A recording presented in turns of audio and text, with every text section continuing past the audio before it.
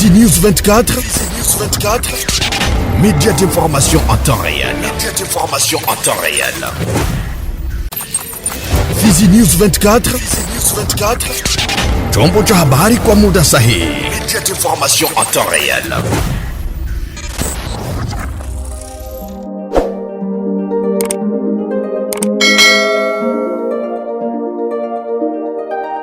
Karibu mpenzi mtazamaji wa Fizi News, tunakualika mara tena kufuata matangazo yetu. Tunakualika kuendelea kuwa nasi ukijabone na kuzambazia wengine taarifa hizi za ukweli kabisa ambazo zinakujia kutoka mashariki mwa Jamhuri ya Kidemokrasia ya Kongo. Jina langu la Vuani nitakuwa na wewe. Naomba utege sikio mwanzo mwisho, pia usikose kuwatumia wengine ili wafuate habari hizi na kuzipata kwa urahisi kama ulivyozipata mpenzi mtazamaji popote pale ambapo unapatikana. Kiwa na maoni au pendekezo usisite kutuandikia kwenye sehemu ya comment. Tuma ujumbe wa mfupi wa maneno pale, utatufikia na tutafanyia kazi kama kawaida. Tuanzie habari zetu kwa Fizi, sekta ya Nganja, ambako mkuu wa sekta ya Nganja Akili Bernard ametembelea kukagua hali ya daraja la Akyanga lilipo katika eneo la Misisi, akiwa katika ziara yake ya kikazi na kutembelea wananchi na kusikiliza changamoto zinazowakabili. Ziara hiyo imefanyika kwa ushirikiano na mkuu wa kijiji cha Misisi Bwana Masaba Munga Franklin, viongozi wa kijamii, wawakilishi wa asasi za kirahia pamoja na waendesha pikipiki wanaotumia daraja hilo. Baada ya ukaguzi wa kina, ilibainika kuwa daraja hilo limeharibika vibaya. Sehemu kubwa ya mbao zake zimechakaa na ziko katika hatari za kuporomoka hasa kipindi cha mvua kubwa. Hali hiyo imeendelea kuhatarisha maisha ya wananchi wanaotumia kilalo hicho kila siku. Kutokana na uharibifu huo, waendesha pikipiki, wafanyabiashara, wanafunzi na wakaaji wengine wa maeneo hayo ya Majengo Mkali na vitongojini vingine wanalazimika kuzunguka umbali mrefu au kuvuka daraja hilo kwa hofu kubwa ya kupata ajali. Akizungumza baada ya ukaguzi huo, mkuu wa sekta ya Nganja Akili Bernard amesema daraja la Akyanga ni kiungo muhimu ya maendeleo ya Misisi na kwamba hali yake ya sasa iwezi kuendelea kuvumiliwa. Tunamnukuu: daraja la Akyanga ni njia muhimu inayounganisha Majengo Mkale na maeneo mengine ya Misisi. Hatuwezi kuwaacha kina mama, watoto na wananchi wetu waendelee kuhatarisha maisha yao ya kila siku. Ingawa sekta yetu ina rasilimali chache, nimeanza mara moja mashauriano na wajumbe wa baraza langu pamoja na wadau mbalimbali ili kuhakikisha ukarabataji wa dharura unafanyika haraka iwezekanavyo, amesema mkuu wa sekta ya Nganja. Upande wake, mkuu wa kijiji cha Misisi Masaba Munga Franklin alipongeza mkuu wa sekta kwa kushuka binafsi eneo la tukio badala ya kutegemea taarifa za mezani. Amesema ziara hiyo imeonyesha dhamira ya kweli ya kushirikiana na kutatua matatizo ya wananchi. Aidha, ameahidi kuwa wananchi wa Misisi watatoa ushirikiano wa kutosha wakati wa utendaji wa kazi za ukarabataji wa daraja hilo ili kuhakikisha shughuli zinakamilika kwa mafanikio. Baada ya shughuli za ukaguzi, mkuu wa sekta ameendesha kikao cha jioni cha mazungumzo na baadhi ya watumishi wa kitengo cha uhamasishaji na ufuatiliaji wa mapato. Kikao hicho kililenga kuimarisha uwajibikaji, uwazi na utendaji bora wa watumishi wa sekta kwa ajili ya kuboresha huduma za wananchi. Wananchi wa Misisi sasa wana matumaini kuwa ahadi zilizotolewa na uongozi wa sekta ya Nganja zitatekelezwa kwa vitendo ili daraja la Akyanga lirejeshwe katika hali salama na kurahisisha usafiri, biashara na shughuli zingine za kijamii na kiuchumi katika eneo hilo. Uvira, hali ya usalama imeendelea kuwa ya wasiwasi katika eneo la Lubarika, wilaya ya Uvira, mkoani Kivu Kusini, baada ya kutokea kwa mapigano kati ya jeshi la taifa FARDC na wapiganaji wa wazalendo siku ya Ijumaa tarehe 17 Julai 2026. Kwa mujibu wa taarifa za awali zilizopatikana kutoka eneo la tukio, tasema kwamba mapigano hayo yalidumu kuanzia saa 8 mchana hadi saa 10 jioni. Taarifa za muda zilieleza kuwa wanajeshi wawili wa FARDC walipoteza maisha wakati wa makabiliano hayo. Aidha, Inadaiwa kuwa wanajeshi wengine 8 wa FARDC wanyang'anywa silaha zao na wapiganaji wa wazalendo wakati wa mapigano hayo. Asubuhi ya Jumamosi tarehe 18 Julai 2026, afisa mwenye cheo cha meja kutoka jeshi la taifa FARDC alitumwa kutoka Luvungi kwenda Rubarika kwa lengo la kufanya mazungumzo na wazalendo kuhusu kurejeshwa kwa silaha zilizochukuliwa. Hata hivyo, wapiganaji wazalendo walikataa kurejesha silaha hizo, wakisema hatukunyang'anya serikali silaha bali tumewanyang'anya maadui zetu. Mpaka sasa hali ya usalama katika eneo hilo linaelezwa kuwa la tahadhari, huku mamlaka ya kijeshi zikiwa bado hazijatoa taarifa rasmi kuhusu tukio hilo.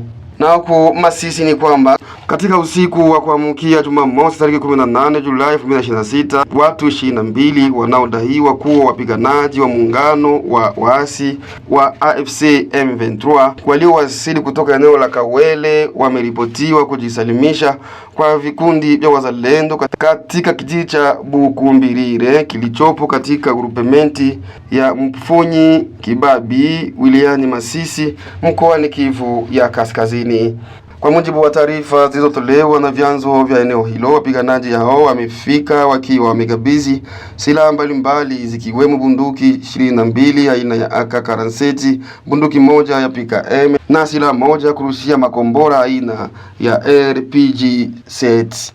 Wapiganaji hao wamedai kuwa wamechoshwa na vita vinavyoendelea na uongozi wa kihalifu ndani ya M23. Wamesema hawana tena imani na malengo ya kundi hilo na hivyo wameamua kuachana nalo. Aidha, wametoa mwito kwa wapiganaji wengine waliobaki ndani ya M23 kufuata uamuzi wao wa kujisalimisha, wakidai kuwa kundi hilo linatumika kama chombo cha maslahi ya Rwanda na limedai kusababisha vifo, mateso na maafa kwa raia wa mashariki mwa Jamhuri ya Kidemokrasia ya Kongo. Kwa mujibu wa madai ya wahasi waliosalimu amri, wanasema kuwa nyuma ya mapigano hayo kuna maslahi ya uporaji wa rasilimali za madini za Kongo, upanuzi wa ushawishi wa Rwanda katika eneo hilo, pamoja na vitendo vinavyodaiwa kusababisha mauaji ya raia. Hata hivyo, madai hayo hayajathibitishwa na vyanzo huru wala hayajathibitishwa rasmi na AFC M23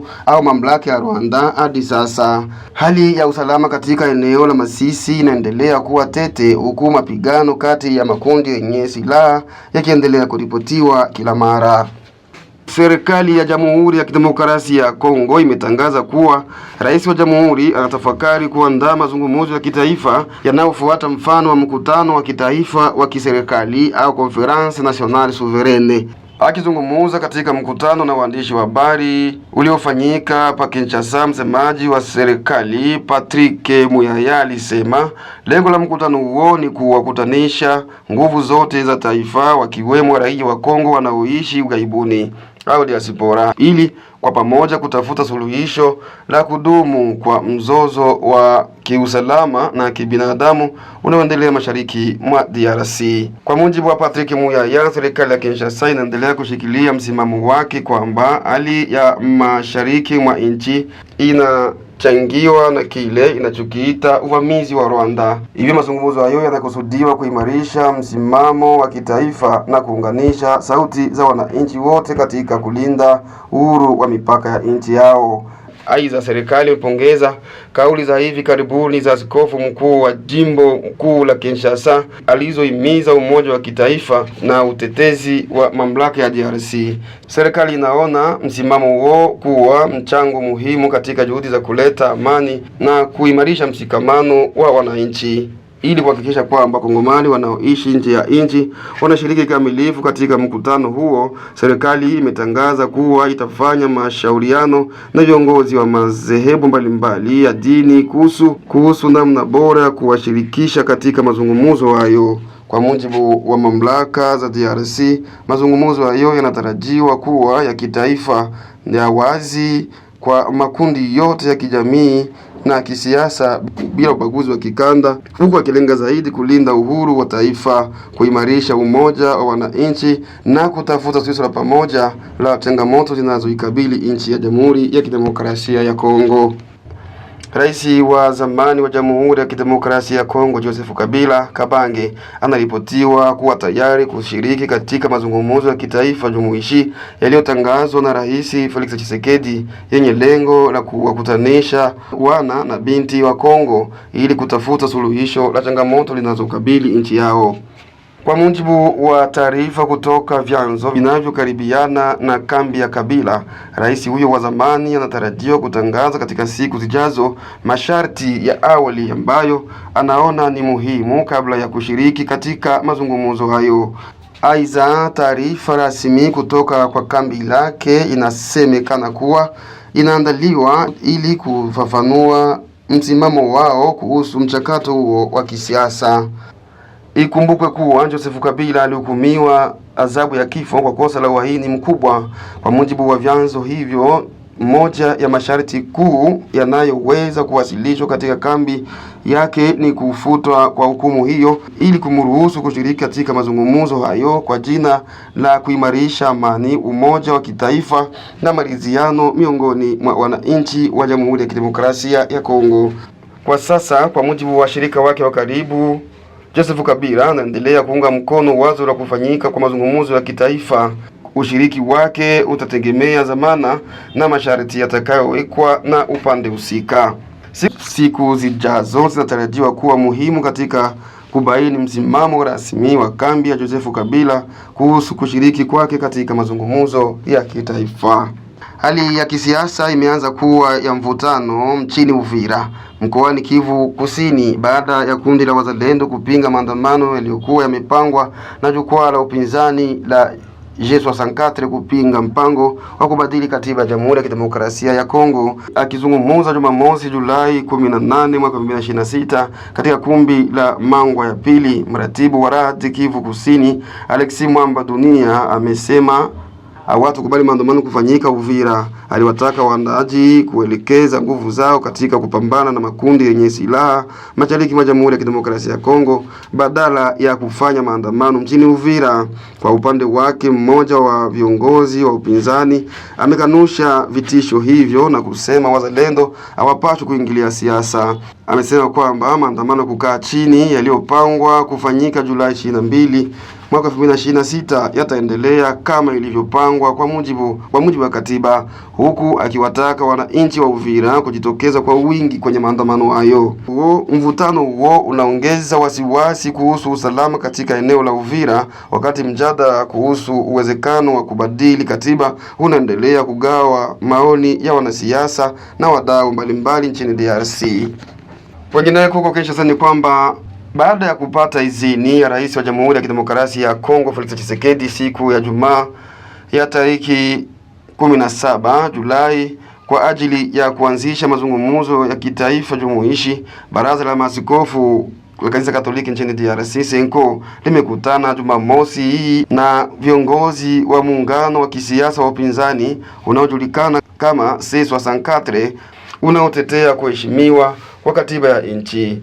Kwa mujibu wa vyanzo vya Actualite.cd, mkutano huo umeongozwa na Kardinali Fridolin Ambongo umelenga kuwapa viongozi wa C64 mrejesho wa mazungumzo yaliyofanyika kati ya Senko na Rais Felix Tshisekedi. Kwa muda mrefu viongozi wa pinzani wamekuwa wakisisitiza umuhimu wa kufanyika kwa mazungumzo ya kitaifa ili kujadili kwa kina sababu za msingi zinazosababisha migogoro ya kisiasa, kiusalama, kiuchumi na kijamii inayokabili Jamhuri ya Kidemokrasia ya Kongo. Vyanzo hivyo vinaeleza kuwa tangazo muhimu kuhusu hatua zinazofuata katika mchakato huo zinatarajiwa kutolewa ndani ya masaa machache yajayo. Baada ya mkutano wake na Rais Tshisekedi, Kardinali Ambongo alitoa mwito kwa viongozi wote wa kisiasa wa upande wa serikali na wa upinzani kuunga mkono juhudi za kufanikisha mazungumzo hayo ya kitaifa. Alisisitiza kuwa masharti na utaratibu wa mazungumzo hayo yatawekwa wazi kadiri mchakato utakavyoendelea. Lengo la mkutano huo ni kutafuta suluhisho la kudumu na kurejesha amani mashariki mwa Jamhuri ya Kidemokrasia ya Kongo, ambako mapigano kati ya makundi yenye kushikilia silaha yanaendelea kusababisha madhara makubwa kwa raia. Aidha, mazungumzo hayo yanakusudia kuimarisha umoja wa kitaifa na maridhiano ya kisiasa, jambo ambalo limekuwa likidaiwa kwa muda mrefu na viongozi mbalimbali wa upinzani nchini humo.